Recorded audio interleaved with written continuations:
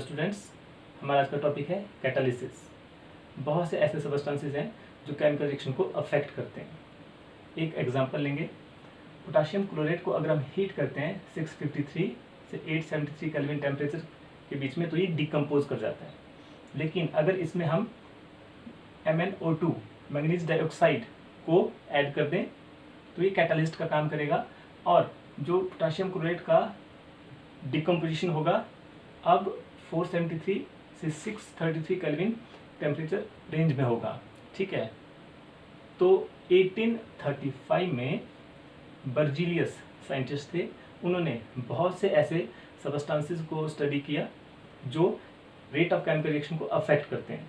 तो उन्होंने ऐसे सबस्टेंस जो रेट ऑफ केमिकल रिएक्शन को इंक्रीज कर देते हैं उनको नाम दिया कैटलिस्ट।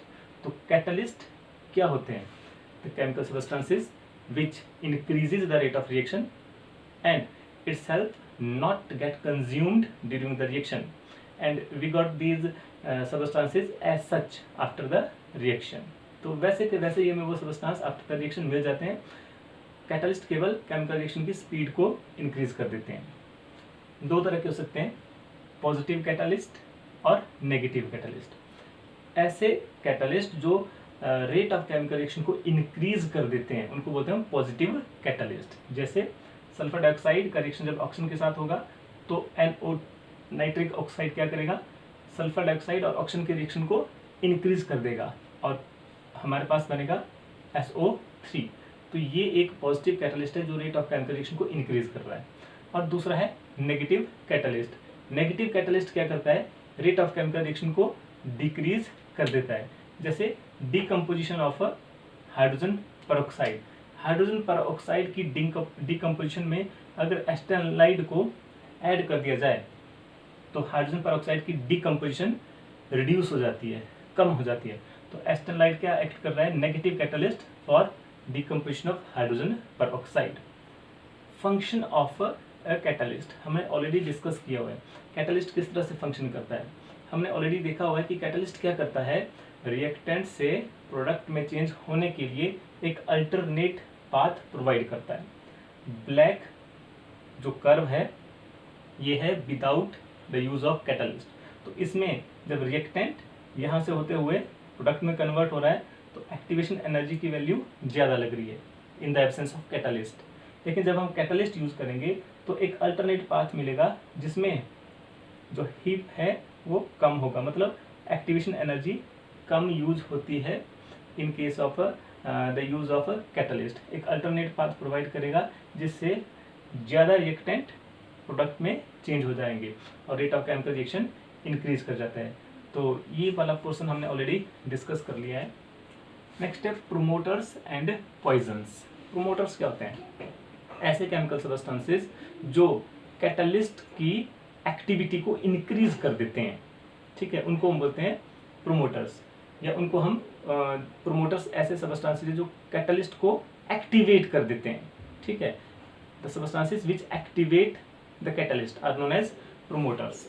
जैसे हैबर रिएक्शन है, इसमें नाइट्रोजन हाइड्रोजन के साथ रिएक्शन करके अमोनिया बनाता है और इसमें आयरन कैटलिस्ट का काम कर रहा है, लेकिन मोलिब्डेनम क्या है, एक प्रोमोटर है जो कैटलिस्ट को प्रमोट कर रहा है। और दूसरा है पॉइजन्स। ऐसे केमिकल सबस्टेंसेस जो कैटलिस्ट की एक्टिविटी को रिड्यूस कर देते हैं उनको बोलते हैं हम पॉइजन्स। जैसे कार्बन मोनोऑक्साइड है या आर्सेनिक है, ये पॉइजन्स का काम करते हैं।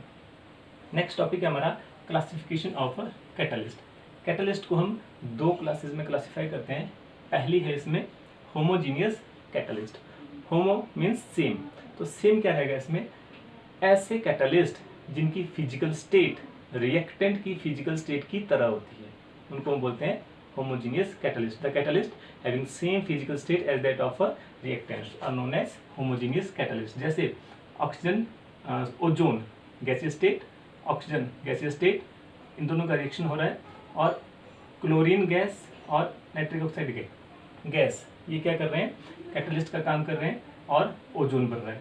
तो क्लोरीन और नाइट्रिक ऑक्साइड भी गैसीय स्टेट में है और ओजोन और ऑक्सीजन भी गैसीय स्टेट में है। तो इसमें क्लोरीन और नाइट्रिक ऑक्साइड एक्ट कर रहा है होमोजीनियस कैटलिस्ट। इसी तरह से कार्बन मोनोऑक्साइड, ऑक्सीजन गैसीय स्टेट और नाइट्रिक ऑक्साइड गैसीय स्टेट, तो नाइट्रिक ऑक्साइड क्या है, होमोजीनियस कैटलिस्ट। यहाँ पे शुगर C12H22O11 लिक्विड स्टेट में, वाटर लिक्विड स्टेट में और H+ आयन एक्वस स्टेट में, सेम फिजिकल स्टेट में। तो ऐसे कैटलिस्ट इनकी फिजिकल स्टेट सेम है as that of reactant are known as homogeneous catalyst. Next है हेट्रोजीनियस कैटलिस्ट। ऐसे कैटलिस्ट जिनकी फिजिकल स्टेट डिफरेंट है, किससे डिफरेंट रहेगी, रिएक्टेंट्स से डिफरेंट रहेगी, उनको बोलेंगे हम heterogeneous catalyst. The catalyst having different physical state as that of reactants are known as heterogeneous catalyst. For example, carbon monoxide गैसीय स्टेट, हाइड्रोजन गैसीय स्टेट, लेकिन copper and zinc oxide solid state में जो catalyst का काम कर रहे हैं और बन रहा है इसमें मिथेनॉल। तो ये क्या है, एक हेट्रोजीनियस कैटलिस्ट है, इनकी फिजिकल स्टेट सॉलिड है। सल्फर डाइऑक्साइड ऑक्सीजन गैसीय स्टेट, लेकिन प्लेटिनम या फिर V2O5 सॉलिड स्टेट, तो ये भी कैसे हैं, हेट्रोजीनियस कैटलिस्ट। इसी तरह से निकल सॉलिड स्टेट और ethanol liquid state, heterogeneous catalyst. Nickel solid state residue oil plus H2 gas, तो ये भी क्या है, हेट्रोजीनियस कैटलिस्ट है। ठीक है, और कुछ इंपॉर्टेंट कैटलिस्ट है हमारे पास जो आपको पता होना चाहिए। जैसे पहला है जिगलर नाटा कैटलिस्ट, बहुत ही इंपॉर्टेंट कैटलिस्ट है। जिगलर नाटा कैटलिस्ट क्या करता है, ये पॉलीमराइजेशन ऑफ ओलिफिन्स कर देता है, ओलिफिन्स को पॉलीमराइज कर देता है। और जिगलर नाटा कैटलिस्ट का ये दो साइंटिस्ट जिगलर एंड नाटा, इनके नाम पे दिया गया है। और ये एक मिक्सचर होता है titanium tetrachloride and try ethyl aluminium. Generally हम इसको ट्राई एल्काइल एल्यूमिनियम बोलते हैं, एल्काइल की जगह इथाइल भी हो सकता है, मिथाइल हो सकता है। तो a mixture of titanium tetrachloride and tri alkyl aluminium is known as Ziegler Natta catalyst. दूसरा है विल्किंसंस कैटलिस्ट। विल्किंसंस कैटलिस्ट क्या है, इसका नाम है chlorido tris triphenyl phosphine rhodium, oxidation state है 1।